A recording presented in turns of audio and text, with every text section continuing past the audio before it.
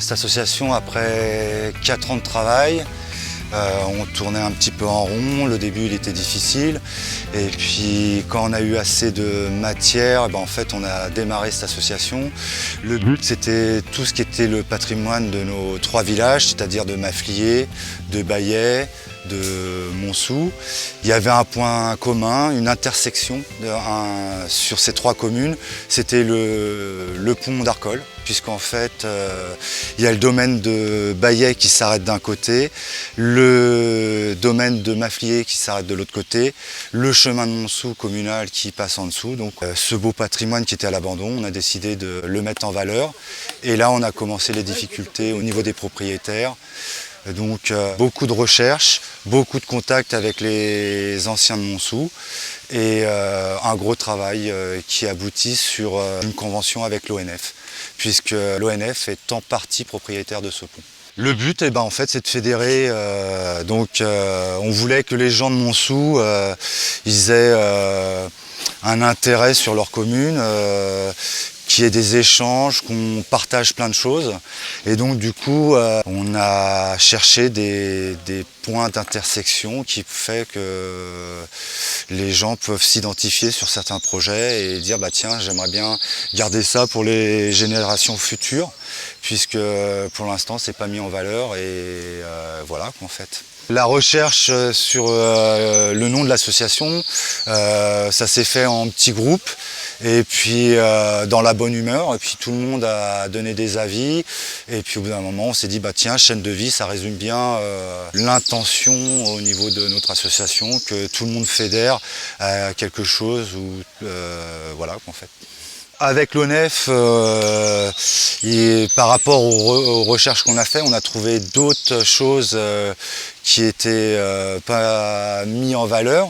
En échangeant énormément avec l'ONF, ils nous ont confié d'autres responsabilités au niveau notamment des choses qui ont été faites en 1881 et en 1828, qui sont pas mis en valeur pour l'instant, donc il y aura d'autres projets par rapport à ça, oui.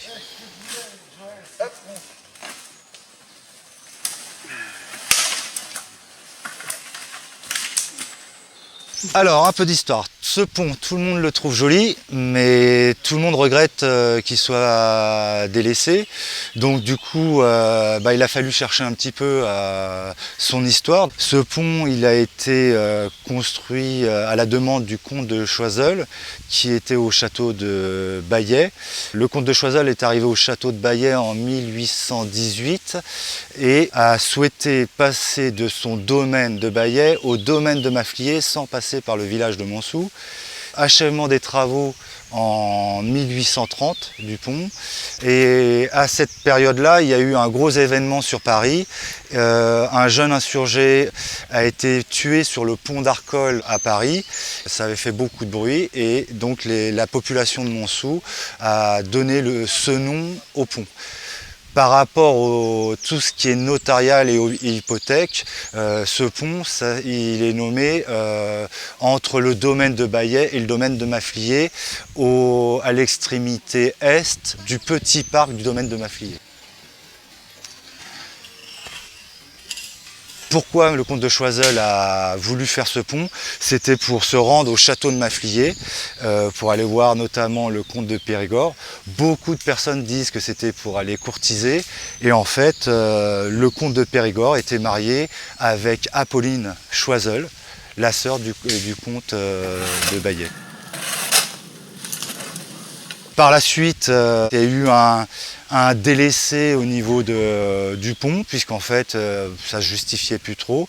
Et en 1868, quand le comte de Choiseul est décédé, Apolline, sa sœur, était décédée 2 ans avant.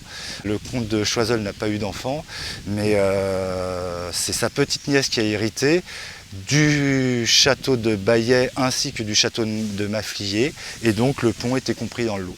En 1883, la comtesse de Mérode, sa petite nièce, a vendu la parcelle qui est sur le domaine de Baillet à 2 personnes et donc du coup le pont n'avait plus de lieu d'être. Il aurait même dû être enlevé au niveau du tablier, chose qui n'a jamais été faite et donc on a récupéré ce patrimoine alors qu'il aurait dû être supprimé.